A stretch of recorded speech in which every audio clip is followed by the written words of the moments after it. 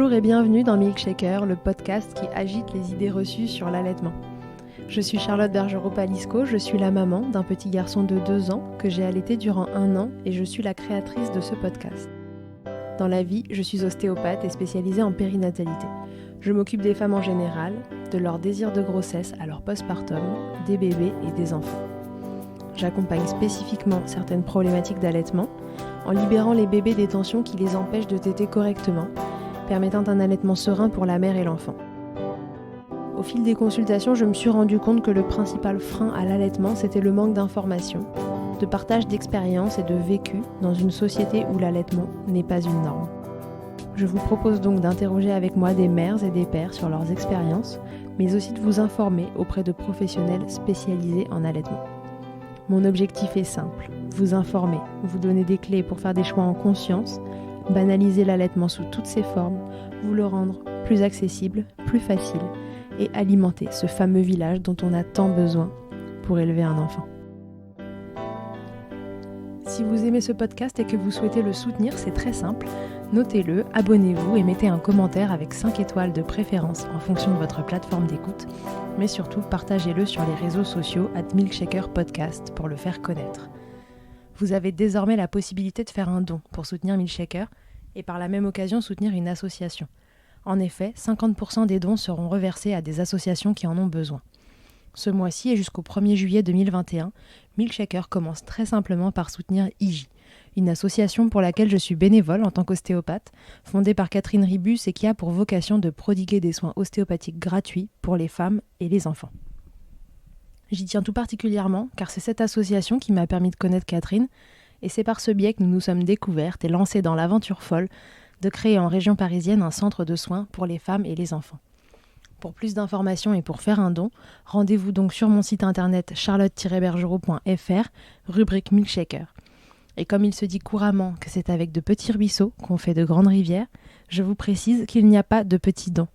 Et maintenant, place à l'épisode. Je vous présente aujourd'hui Camille, une jeune maman qui va se faire bousculer par l'allaitement. Camille s'était renseignée, l'allaitement pour elle ce n'était pas une option, c'était son chemin. Mais spoiler, ce chemin va être franchement cabossé. Ça commence très vite, avec un bébé qui tète mal, qui présente des freins restrictifs au beau milieu de notre cher confinement de mars 2020 alors que la prise en charge est en pause. Mais ce n'est pas tout, sa petite fille développe aussi rapidement un RGO. Entendez, reflux gastro-œsophagien ou reflux pathologique.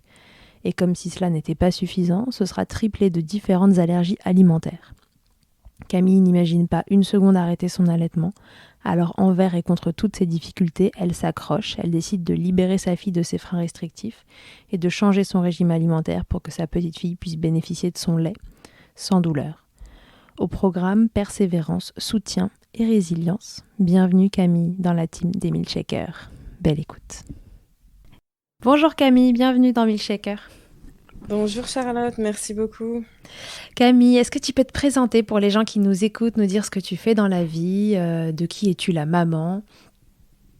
Alors du coup, je m'appelle Camille, j'ai 24 ans, j'habite en Île-de-France et je suis la maman d'une petite fille de 14 mois qui s'appelle Evie. Et sinon, au niveau professionnel, moi je suis gestionnaire de sinistres en assurance construction et à côté de ça, je suis passionnée de cuisine. Voilà. Ok, très bien. Alors Camille, comment ça s'est passé pour toi les démarrages d'allaitement ? Comment tu avais envisagé les choses ?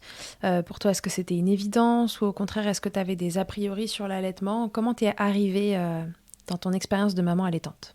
Alors du coup, moi, pendant toute ma grossesse, qui s'est bien passée par ailleurs, j'avais fait le choix d'être mère allaitante. En fait, pour moi, c'était quelque chose de naturel, sachant qu'en plus, je suis penchée sur tout ce qui est naturel, zéro déchet, etc. En fait, c'était une continuité. Et du coup, je me suis bien renseignée à travers des livres, à certains groupes Facebook, des comptes Instagram, notamment celui de Camille Lolo Helpeuse et plein d'autres. Parce que même si l'allaitement c'est naturel, c'est pas inné, il y a des choses à savoir avant de commencer un allaitement afin de mener un bon allaitement. Et alors, comment ça s'est passé quand ta petite Evie est arrivée? Est-ce que l'accouchement s'est bien passé? Est-ce que tu as pu la voir rapidement avec toi? Comment se sont passés ces démarrages d'allaitement? Alors, du coup, j'ai accouché dans une maternité par voie basse, sans problème, assez rapidement. Donc, j'ai eu tout de suite ma fille en peau à peau sur moi, Super. qui a attrapé le sein toute seule, très mignonne. Et ça s'est super bien passé. C'était un moment d'échange entre nous fusionnel et c'était sympa en fait. Comme tu l'avais imaginé? Voilà, c'est ça, exactement. C'était extraordinaire. Ok. Donc ça, c'était la toute première tétée, ce qu'on appelle la tétée d'accueil. Et puis C'est après, ça. voilà, ça s'ensuit quelques jours en maternité. Comment se sont passés les tout démarrages d'allaitement dans le postpartum immédiat? Les premières tétées se sont bien passées, mais au fil du temps, j'ai commencé à avoir des crevasses. Mhm. Hem et en fait, à chaque tétée, j'appréhendais la tétée parce que c'était horrible tellement j'avais mal, en fait. Donc moi, j'ai essayé de solliciter des sages-femmes à l'hôpital Mhm. ou des pédiatres, mais elles me disaient que la prise au sein était bonne, il y avait pas de souci particulier, mais je sentais qu'il y avait quelque chose qui allait pas. J'avais eu ma montée de lait, tout ça, pas de souci, 2 jours après l'accouchement, mais je sais pas, je pense que c'était l'instinct, je sentais qu'il y avait quelque chose qui allait pas. Ok. Donc du coup, t'as pas eu mal tout de suite. Ça s'est installé vraiment Non. petit à petit. Tu dirais en combien de jours tu t'es retrouvée à dire vraiment là, il y a un truc qui colle pas? Bah, je pense, au bout de 24 heures, honnêtement. Ah oui, donc relativement rapidement quand même. Ouais, D'accord, ok. assez rapidement. Donc au bout de 24 heures, tu commences à avoir mal, les crevasses commencent à arriver. Tu trouves pas vraiment d'aide à la maternité? Pas vraiment, la seule chose qu'on m'a proposé, bah, c'était des compresses pour que je puisse faire Ouais, cataplasmes, en fait, avec du lait maternel ou du colostrum, ouais. vu que c'était les débuts, mais c'est tout, en fait, Oui, on te proposait de pas plus soigner de choses. les crevasses. Voilà, on cherchait pas la cause, en fait. Ok. Et alors, toi qui t'étais renseignée pendant la grossesse, comment t'as abordé ces difficultés? Alors déjà, dans un premier temps, j'ai envoyé un message sur Instagram à Camille Lelot Helpeuse, pour lui expliquer ma problématique et du coup, elle m'a envoyé, un contact d'une IBCLC, donc dans ma région, Ouais. qui vient à domicile, en fait. Du coup, bah, je l'ai contactée, donc c'est Émilie Chevalier et je l'ai vue aux 3 semaines de ma fille. Donc pendant ce temps-là, j'ai fait, un peu ce que je pouvais. Mhm. Je cherchais enfin, j'essayais de chercher la cause, les bonnes positions, les tensions potentielles. J'ai emmené ma fille chez un ostéopathe et chez une chiropractrice. Sur le coup, après la séance, ça allait, j'avais plus de douleur et ma fille semblait, détendue. Ouais. Mais après, au bout d'un moment, ça revenait, en fait. Du coup, voilà. Ouais, donc ça Après, faisait j'ai du pu bien voir sur des le BCS. moment, relâcher les tensions, ça permettait de Mmh. calmer un peu les douleurs et puis petit à petit, un peu comme au premier jour, ça s'est remis en place et ça refait mal. C'est ça, exactement. Ok, et donc tu rencontres Émilie Chevalier ouais, aux Mmh. 3 semaines de vie de ta fille. Déjà, t'as tenu 3 semaines avec des crevasses, bravo. Et alors, Merci. qu'est-ce qui se passe? Alors déjà, pendant, le rendez-vous avec, Émile Chevalier, déjà, ce qui m'a rassurée, c'est que, les positions étaient bonnes. Donc ça, c'était déjà bien parce que Ok. comme, au début, en postpartum, on doute beaucoup. Enfin, pour ma part, en tout cas, j'étais souvent stressée. Donc ça, c'était bon Ok. et en fait, il s'avère que, donc ma fille avait beaucoup de tensions corporelles dues à des freins restrictifs buccaux. Donc, il y avait un «diagnostic» entre guillemets, enfin, il y avait, une suspicion parce que comme il y a que les docteurs qui peuvent, poser le diagnostic, Ouais, donc là, la consultante arrive et elle se dit, mmh, il y a quelque chose dans la bouche de ce bébé qui va pas et qui mmh. peut générer tous ces symptômes. Tu connaissais l'existence de ces freins restrictifs, enfin, tu savais que ça pouvait exister et que ça pouvait poser problème. Tu y avais pensé? Oui, oui, j'avais découvert, l'existence, des freins restrictifs pendant ma grossesse. Après, je m'étais pas trop penchée sur le sujet parce que j'espérais, secrètement que ça ne m'arrive pas. Parce que je sais que c'est pas évident, même en dehors de l'allaitement, d'avoir des enfants qui ont ce type de problématique. Mais du coup, bah, elle m'a un peu expliqué et moi, après, derrière, je me suis vraiment renseignée à fond sur le sujet. Et, Ok. Donc et tu t'es voilà. retrouvée assez rapidement embarquée dans cette prise en charge autour des freins restrictifs Oui. de ta fille. Comment ça Mm. s'est déroulé? Comment toi tu l'as vécu? Qu'est-ce que tu as eu à faire? Voilà, ça servira à des mamans qui éventuellement découvrent au décours comme ça d'une consultation qu'il y a une suspicion de frein restrictif. Comment ça s'est déroulé pour toi? Alors déjà, ce qu'il faut savoir, c'est que ma fille n'arrivait pas à ventouser correctement au sein et elle lâchait la succion. Elle lâchait beaucoup la succion. Du coup, Émilie Chevalier m'a donné plein de petites astuces pour l'aider à prendre le sein et optimiser le transfert de lait, notamment en faisant des compressions mammaires Mhm. pour le transfert de lait.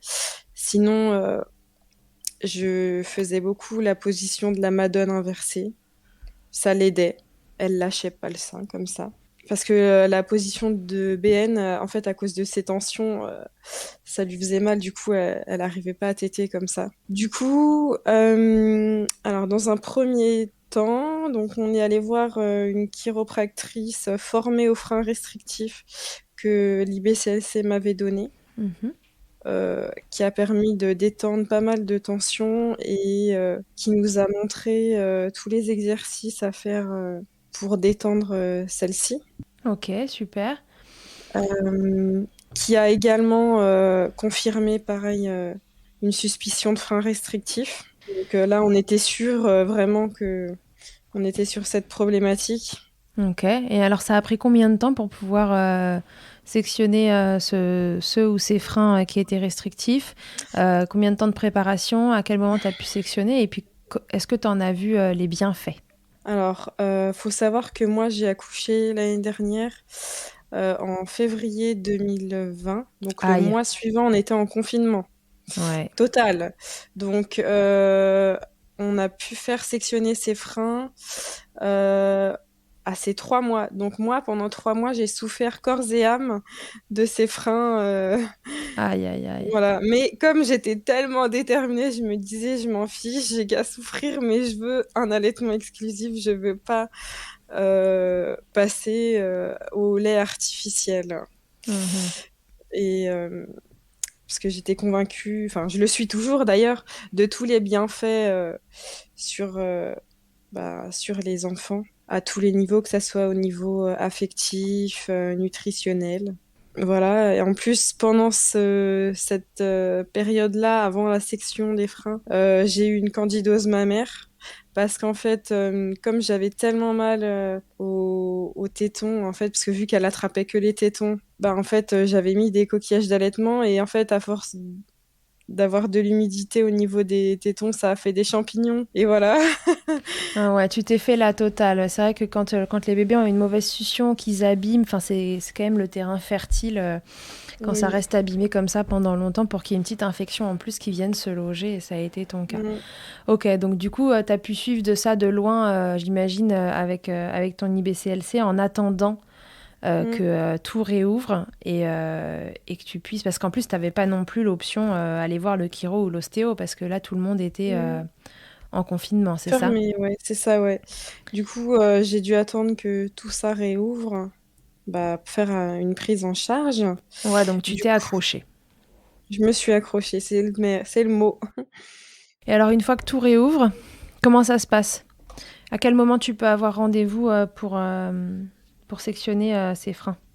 Alors, du coup, c'était le 4 avril, donc ma fille avait 3 mois. On est allé voir un ORL réputé en Île-de-France. Et du coup, en fait, il a confirmé, donc il a posé le diagnostic du frein de lèvres et frein de langue restrictif. Mhm. Coup, il nous a conseillé de faire une section, enfin une frénectomie, parce qu'il y avait vraiment des symptômes, même en dehors de l'allaitement. En fait, c'était un bébé qui avait un fort reflux. Du coup, c'était un bébé qui pleurait 22 heures sur 24, donc c'était vraiment compliqué. Du coup, la frénectomie a eu lieu. Mhm. Et instantanément, après avoir fait cette frénectomie, ma fille arrivait à ouvrir la bouche et je n'avais aucune douleur. Ah ouais, Ah, donc oui, immédiatement. oui, immédiatement, ouais. Franchement, c'était vraiment fou, j'y croyais pas. Ouais. Dans ton cas, ça a été hyper rapide là.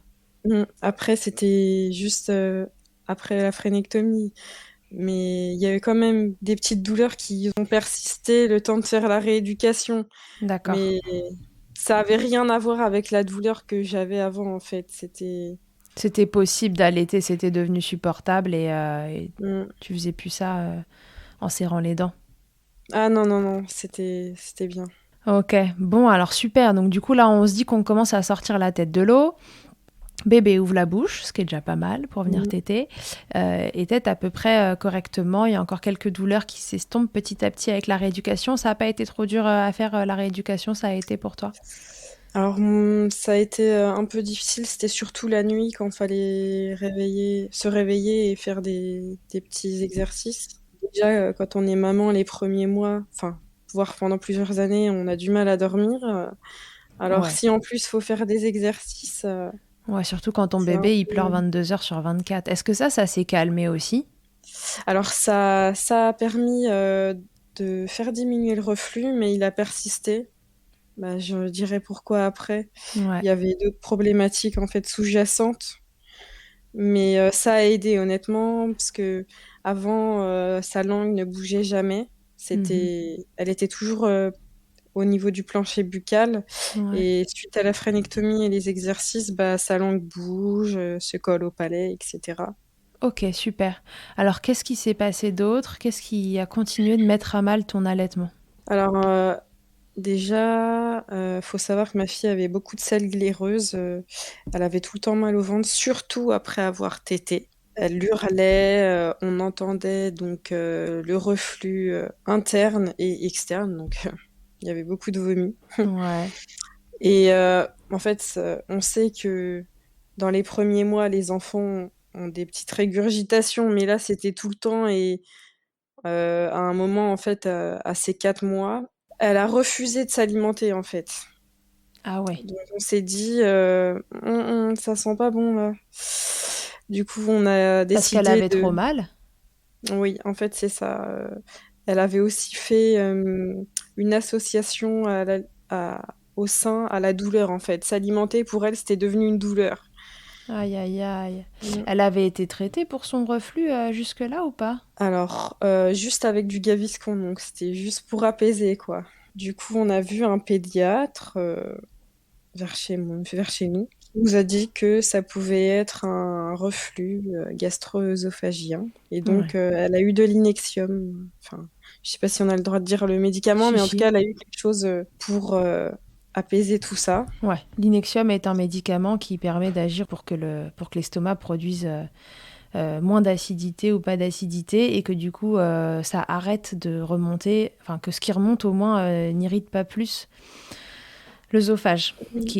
Parce que quand on arrive sur du RGO, comme en parle la Camille, on est sur des bébés qui ont l'œsophage qui s'est inflammé en fait. Donc ça petit à petit, jour après jour, ce liquide acide qui remonte de l'estomac. Et on parle pas du bébé qui régurgite un peu après son biberon, on parle de celui qui reflue en interne et ou en externe.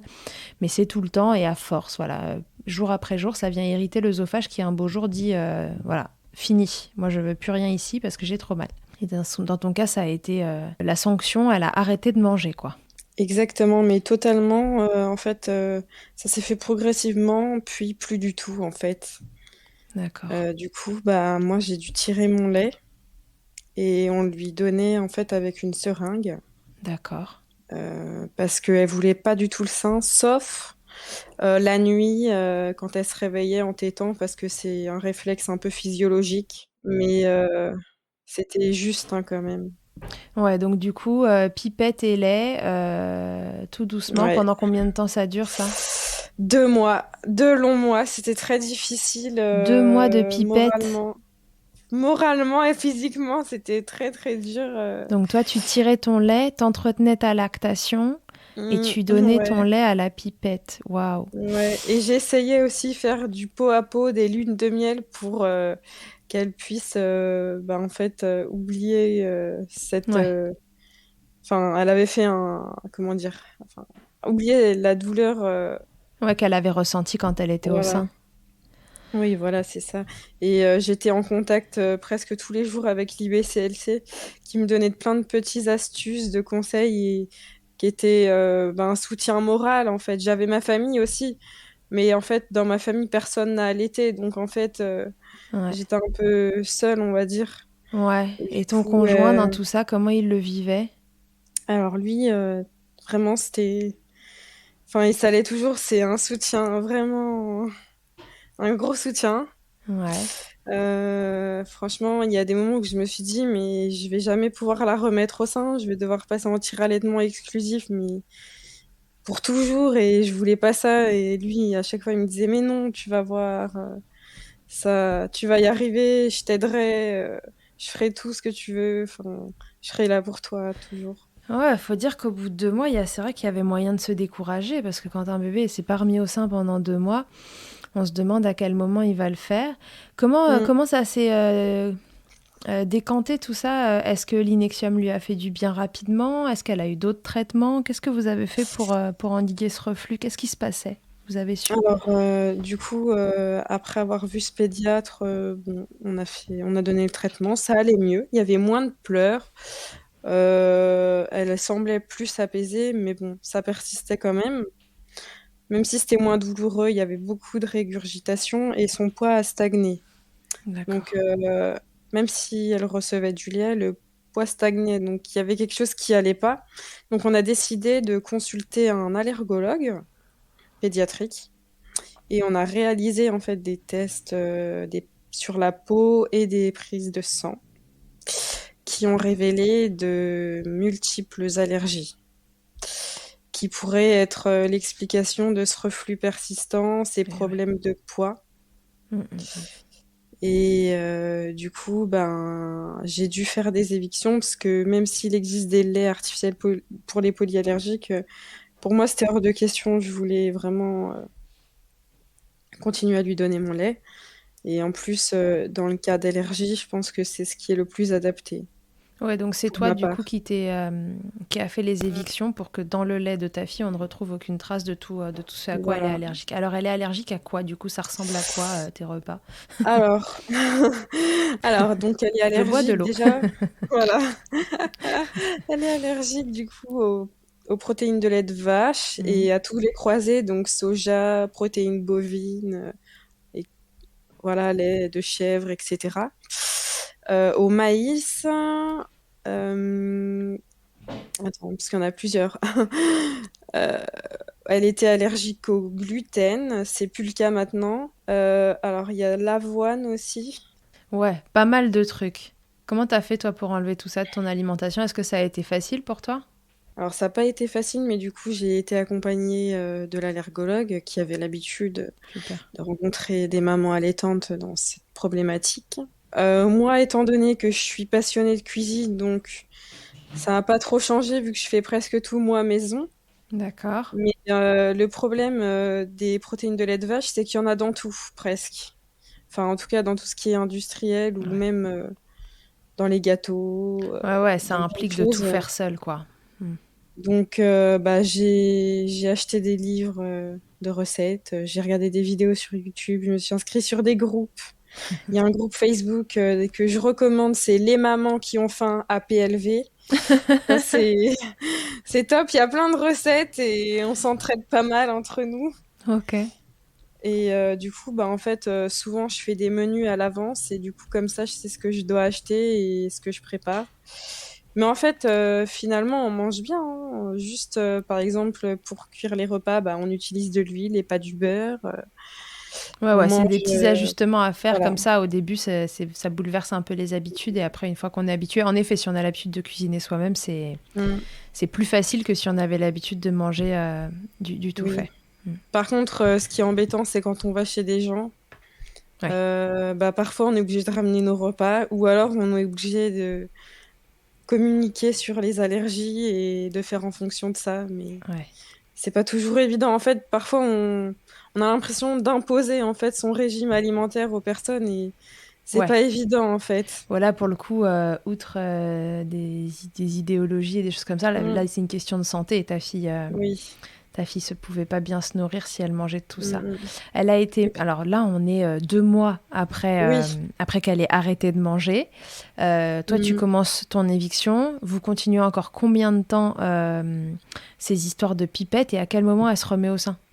Alors, du coup, donc c'est de ces 4 mois aux 6 mois, donc on a donné les pipettes et que j'ai tiré mon lait. Et à ces 6 mois, en fait, je pense que ça a joué. J'ai lâché prise, en fait, parce que j'étais constamment stressée sur le fait qu'elle s'alimentait pas et qu'elle revenait pas au sein. Et je pense qu'elle l'avait senti que j'étais pas bien. Et j'ai lâché prise. Et je sais pas, c'est revenu petit à petit en plusieurs jours. Elle est revenue au sein naturellement. Et j'ai arrêté de tirer mon lait. T'as lâché prise parce que Et t'en avais marre de ces histoires. aussi, ouais, j'en avais marre aussi. Tu t'es demandé à ce moment-là si t'allais arrêter ou c'était toujours Euh, pas dans les options. Tu te disais non, envers et contre tout, je vais continuer. j'y ai pensé, mais je me suis dit non, je vais continuer. J'ai pas fait tout ça pour lâcher, en fait. Et en fait, faut savoir qu'au fur et à mesure des semaines, en faisant les évictions, elle était mieux. Il y avait de moins en moins de régurgitation et on la sentait plus apaisée, en fait. Et elle commençait à nous faire des sourires. On n'était plus obligé de la porter toute la journée en portage pour qu'elle soit apaisée, parce que c'était pas possible de la mettre sur un tapis d'éveil pour qu'elle gazouille et se retourne. Elle pleurait, en fait. Elle avait trop mal, en fait. Fallait qu'elle soit verticalisée. Ok, Donc, et une fois qu'elle s'est remise au sein, mm. après, ça a été un long fleuve tranquille, cette histoire? Pas forcément, parce qu'en fait, il faut savoir que j'ai aussi eu un engorgement, donc au sein droit. Parce qu'en fait, elle avait eu des tensions et du coup, elle avait du mal à téter mon sein droit. Du coup, bah, forcément, pas assez drainé, Mhm. un engorgement. Ouais, donc c'est la porte ouverte à l'engorgement, en effet, quand un sein n'est pas bien Mm, drainé. Comment t'as pu régler ça, ces histoires de tension? C'est un thérapeute manuel qui s'en est occupé? exactement, voilà. Et ça a permis de régler les choses, on va dire. Ok. Parce que j'ai oublié d'en parler, mais en fait, elle avait le syndrome de Kiss dû à ses freins et aussi, en fait, elle avait une mauvaise position fétale dans mon ventre. Mhm. Et pendant l'accouchement, j'ai eu des fortes contractions, très très fortes et rapprochées. Et du coup, bah, elle était un peu en banane, si je puis dire. Ouais. Ouais, les positions assez typiques de ces bébés qu'on estampille syndrome de Kiss. Mm. Pour faire un résumé, si jamais quelqu'un n'a jamais entendu ce mot, c'est des bébés qui sont vraiment plus tendus que les autres, quoi, qui ont des tensions telles qu'elles sont vraiment difficiles à faire lâcher. Souvent, c'est lié soit à une position pendant la vie fétale qu'ils ont gardée et qui les a un peu ou beaucoup bloqués, soit pendant l'accouchement, voilà, quelque chose qui se passe pas bien et les tensions restent tellement imprimées dans leur petit corps qu'ils n'arrivent pas à s'en libérer. Et ils grandissent là-dessus. C'est des bébés qui ont des positions parfois un peu fantasques. Ouais, ils font les bananes, la virgule, comme on veut. On choisit le terme Mm. qui convient le mieux. Et donc, ta louloute, elle était assez coincée. À quel moment ça a été cool, l'allaitement? Vers ses 9 mois à peu près. Ah ouais, ça a pris Voilà. du temps. Ça a pris 9 mois. Bah, le même temps qu'une grossesse, en fait, finalement, quand j'y repense. Donc là, de ces 9 mois à aujourd'hui, ces 14 mois, tout est réglé. Ces tensions mécaniques ont été levées. Toi, tu Mm. fais attention à ton régime alimentaire et ça roule. Oui. Mm. Et vous continuez comme ça. Tu te vois continuer sur ce mood-là pendant longtemps. Qu'est-ce que tu imagines pour la suite de ton allaitement? Alors déjà, moi, je souhaite un sevrage naturel, en fait. D'une part, parce qu'en plus, elle a des allergies, donc je souhaite vraiment lui donner le meilleur lait possible. Mhm. Et bah, en fait, ça permet d'avoir une qualité de la flore intestinale, du tube digestif, bah, super. Sachant qu'elle a des allergies, donc je pense que ça contribue fortement à ça. Bien sûr. En fait, c'est un bon moment que je passe avec elle pendant les tétés, donc j'ai pas envie de perdre ça. Je comprends. Ok, très bien. Tu disais tout à l'heure que quand tu parlais des allergies, que désormais elle était plus intolérante au gluten. Il y a des choses qui évoluent déjà à ce niveau-là, parce qu'on sait que les allergies des bébés sont pas forcément des allergies qui persistent tout le long d'une vie. Est-ce que tu peux nous Mm. en dire plus là-dessus dans ton cas? Ouais. Alors du coup, en fait, faut savoir que tous les 4 mois, en fait, on doit refaire des tests pour savoir comment les allergies évoluent. Du coup, là, on refait plus de prise de sang parce qu'en fait, c'est pas fiable avant 6 ans. Mais au niveau des patch tests, en fait, que le gluten est parti. Donc en fait, une fois qu'au niveau des tests, on voit qu'il ne réagit plus, on doit faire un protocole de réintroduction pour voir si vraiment cette allergie est totalement disparue. Du coup, c'est ce qu'on a fait. Mhm. Et en fait, il y a des quantités à respecter chaque jour. En fait, on ne remange pas du jour au lendemain du gluten comme avant, hein, parce que le corps n'y est plus habitué. Il peut avoir des réactions par rapport à ça. Et en fait, il n'y a eu aucune réaction. Du coup, j'étais vraiment contente parce qu'en fait, moi, faut savoir que mon frère est boulanger. Donc, c'était un peu compliqué pour moi de plus du tout manger de pain ni de pâtisserie du jour au lendemain.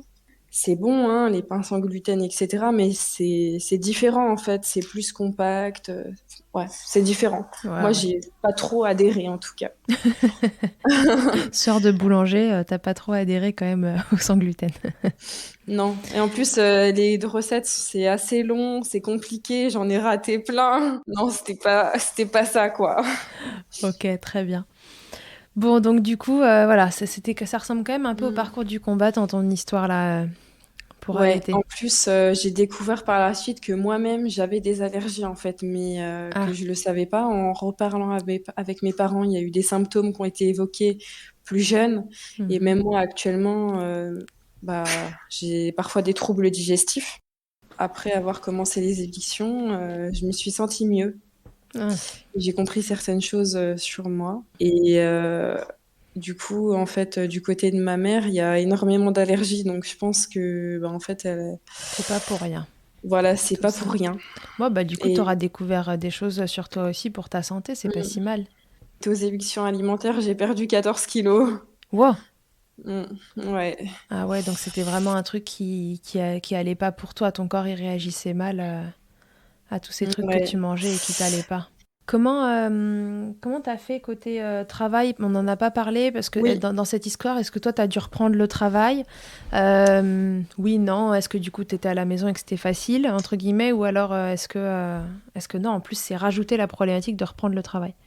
Alors, moi, du coup, de ma grossesse à mon accouchement, j'étais en fait, j'ai pas travaillé en fait, et j'ai repris le travail à ces 10 mois. D'accord. Donc une fois que ça allait mieux. Oui, parce que même si je le voulais avant, j'aurais voulu reprendre le travail un peu avant, parce que c'était difficile avec son reflux de vivre dans les pleurs constants, même au niveau du couple, c'est Bien une sûr. épreuve, hein. Du coup, j'ai repris à ces 10 mois. Et en fait, pour permettre de continuer mon allaitement, bah, en fait, j'ai de la chance sur mon lieu de travail. En fait, il y a une pièce dédiée où je peux tirer mon lait. Ok, d'accord. Et Oui, et puis à 10 mois, on boit plus oui, autant que ce qu'on boit à 4 ou 5 mois. oui, parce qu'elle était diversifiée. Donc, c'était une source d'angoisse en moins finalement. Ouais, ouais, bien sûr. Tu parlais de ton couple, de la famille, de comment on vit tout ça. Voilà, je veux dire j'imagine, mais non, j'imagine pas parce que je pense que c'est difficile d'imaginer quand on l'a pas vécu ce que c'est que d'avoir un bébé qui pleure 22 heures sur 24 au secours. Comment on tient?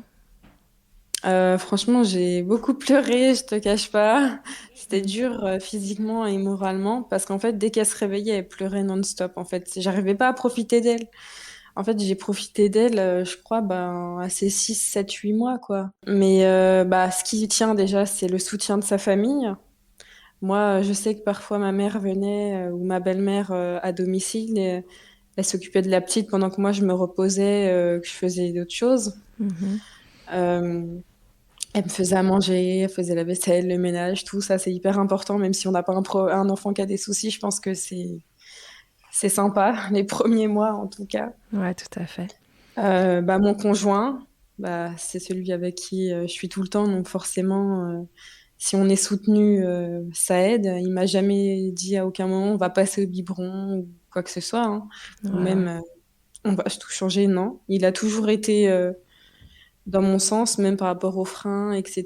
Moi, j'avais des doutes, je lui en ai parlé, il m'a fait confiance à 100%. Lui, il Mhm. connaissait pas grand-chose à ce niveau-là, donc il m'a laissé carte blanche. Ouais, il t'a laissé gérer et il t'a soutenu, Mhm. surtout. Et il m'a surtout remercié après, une fois qu'on a enlevé toutes ces problématiques, puisqu'il a pu profiter de sa fille aussi.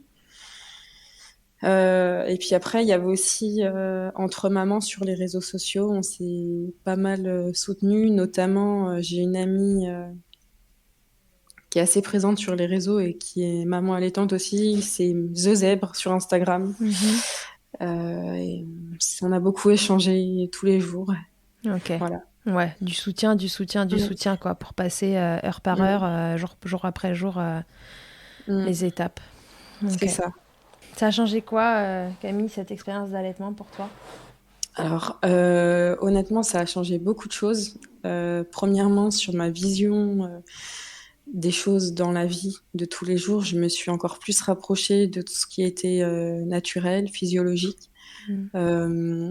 J'ai retrouvé un peu le côté animal qu'on a en nous, mammifère, et pas uniquement ce qu'on nous vend tous les jours, d'être un peu détaché de tout ça.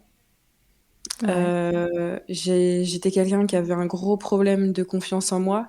Et en fait, d'allaiter, je me suis dit, ah, je produis du lait pour ma fille, je la nourris euh, physiquement, enfin physiquement, au niveau Ouais. nutritionnel, affectif, je permets qu'elle ait un super développement. C'est Mhm. cool. Et surtout, je me suis dit, ah, j'ai quand même réussi à tenir les évictions, souffrir pendant tout ce temps-là, et j'ai tenu, donc ça m'a apporté beaucoup de choses à ce niveau-là. Maintenant, je sais pas, je suis une femme forte, j'ai plus de manque de confiance en moi et Ouais, donc tu t'es rendu compte à travers cette expérience parce que l'allaitement c'était important pour toi et que il fallait continuer coûte que coûte, tu t'es rendu compte des ressources que tu avais, quoi, exactement, c'est ça. qui sont, qui sont énormes, hein, soyons honnêtes, parce que dans une expérience comme ça, ne serait-ce que de tenir les premières semaines, là, quand tout va mal et que en fait ça s'empire un peu jour après jour entre ce bébé qui t'aide pas bien, son Mm. reflux qui augmente tranquillement, voilà. Mm. Ouais, en effet, Ouais. tu peux te dire que tu peux avoir confiance en toi-même, là, il n'y a pas de souci, tu gères grave. Ouais. Alors, tu donnerais quoi comme conseil aux mamans qui nous écoutent et qui veulent allaiter? Peut-être qu'il y en a une qui nous écoutera et qui est dans une situation un peu comme la tienne. Enfin, on ne va pas lui souhaiter et le coup des freins et le coup des allergies et la totale, mais peut-être l'un ou l'autre, et voilà, qui vit une situation vraiment difficile et qui se dit, peut-être qu'elle a même pas le temps d'écouter Milkshaker d'ailleurs, mais Oui. qu'est-ce que tu lui dirais? Alors, dans un premier temps, donc vraiment se renseigner sur l'allaitement, comment mener un bon allaitement par divers canaux, hein, les réseaux, des livres, des IBCLC. Il y en a qui proposent des petits cours, des petites formations en prénatal, ouais. D'en parler avec son conjoint aussi, d'expliquer un peu ses envies, ses attentes. D'avoir son soutien, c'est hyper important, hein, parce qu'un enfant, on le fait à deux, on le fait grandir à deux, et il faut être OK, en raccord avec ses choix. Et bah, de vivre le moment à fond, parce que mine de rien, ça passe vite. Ouais, malgré tout, malgré Mm. toutes les galères que tu as eues, tu as trouvé que ça passait vite. Oui, oui. Hmm. Ouais, ça peut être un conseil sympa, c'est de se dire que même dans la tempête, Mm. ça passe vite. Alors, Accrochez-vous et ayez du soutien. Si ça va pas, faut en parler à n'importe qui, mais il faut en parler, parce que faut pas rester toute seule comme ça. Ça peut vite tourner au drame. ouais. Ok. Est-ce qu'il y a quelque chose qu'on n'aurait pas dit et que tu aurais envie de nous dire sur cette expérience d'allaitement? J'ai oublié de dire, mais du coup, en fait, suite à mon expérience de l'allaitement un peu difficile, j'ai décidé d'être marraine d'allaitement pour une association qui s'appelle Ouais. L'Or Blanc. Ouais. Puisqu'à mon tour, j'ai décidé d'aider les personnes en difficulté ou non, parce qu'on accompagne aussi des mamans dans leur allaitement qui Ouais. ont besoin juste de soutien, d'infos. Mhm. Euh, en fait, je me suis pris un peu de passion pour l'allaitement et en fait, le soutien de mère à mère, je trouve que c'est hyper important. Du coup, je me suis engagée et, euh, et voilà, du coup. Super. Donc, tu fais maintenant partie de cette armée de mamans qui aident les autres Mm, et qui les soutiennent. ouais, j'ai 2 filleules actuellement et ça se passe super bien. Je suis contente de pouvoir les accompagner dans leur projet d'allaitement. Moi, génial. Est-ce que tu veux répondre à mon interview Fast Milk avant qu'on se quitte? Ah oui, bien sûr. Camille, quelle est ta tétée la plus insolite? Alors, Tu dois en avoir, toi, avec un bébé qui avait oui. du reflux, on tourne quand même dans tous les sens Mm. pour essayer de les faire téter. Alors, du coup, c'est pas très drôle, en fait. C'était pendant l'enterrement de mon grand-père. C'était dans l'église. Hmm. Voilà. Mais bon, le connaissant, il aurait rigolé. Il serait. Voilà. T'as fait ça Comme pour le mon faire père a marrer. dit, comme mon père a dit, c'était sa première tétée sacrée. Ok. Le truc le plus glamour qu'il t'ait été donné de vivre durant ton allaitement, Camille. Franchement, pas grand-chose, hein. Attends, je réfléchis. Hum, Depuis qu'elle est diversifiée, après, j'ai eu de la nourriture sur mes seins ou Ah, elle te régurgitait ouais, à moitié le repas sur les c'est seins, c'est ça, ça? exactement. Voilà, c'est ça. Quel bonheur. Mm.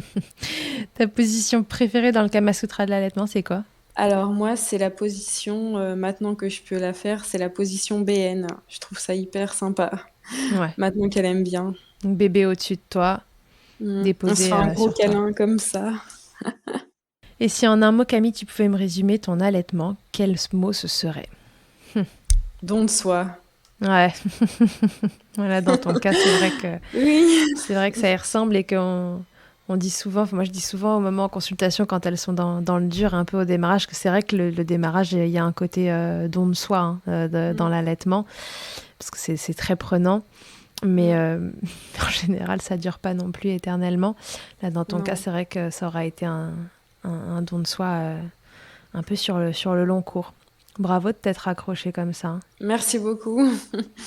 Ouais, Ah, c'est impressionnant. Vous m'impressionnez toujours de la force que vous pouvez avoir pour allaiter vos chouchous un peu envers et contre tout. Parce que quand ça se passe comme ça, c'est vrai que à tout moment, tu peux te dire que, voilà, enfin, on sait que c'est jamais l'allaitement le problème, mais parfois, on le voit comme le curseur qu'on peut abaisser pour que la situation se calme un petit peu et qu'on puisse mm, reprendre un peu de souffle et de ressources. Et voilà, toi, tu l'as pas vu comme ça, tu l'as vu autrement. Et ça fait que du coup, bah, voilà, 14 mois, ta chouchoute, elle est encore allaitée. Elle a en effet mm, un bon lait qui lui convient bien parce que tu fais tout ce qu'il faut pour qu'il n'y ait rien qui n'aille oui. pas dans son lait. Et voilà, Mm. bravo, bravo.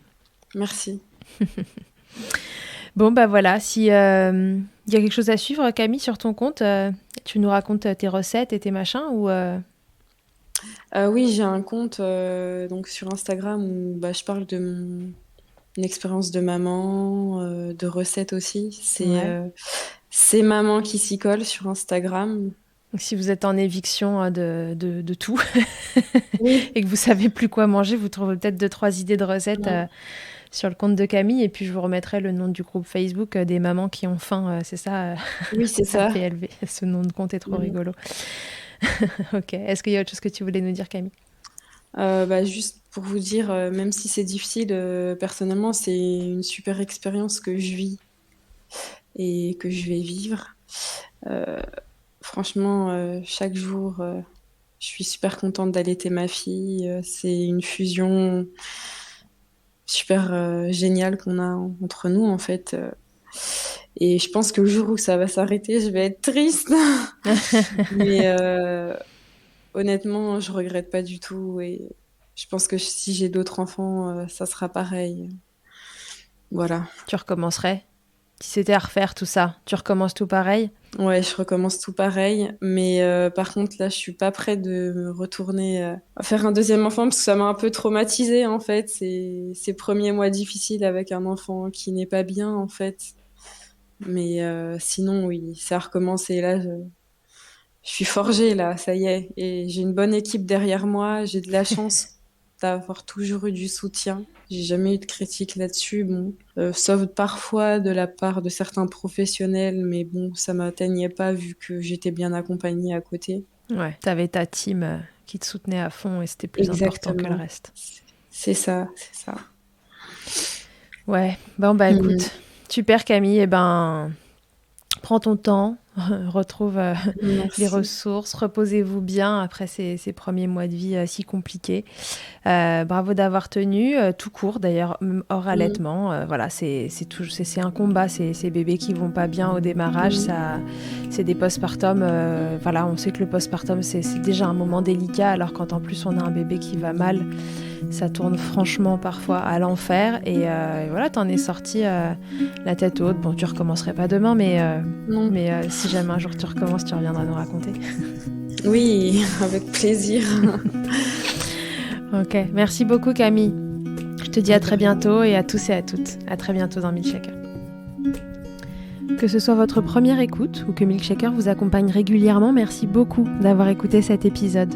Pour suivre l'actualité du podcast, ça se passe sur le compte Instagram du même nom ou sur mon site internet charlotte-bergerot.fr, où vous trouverez tous les épisodes et la rubrique Milk Letters.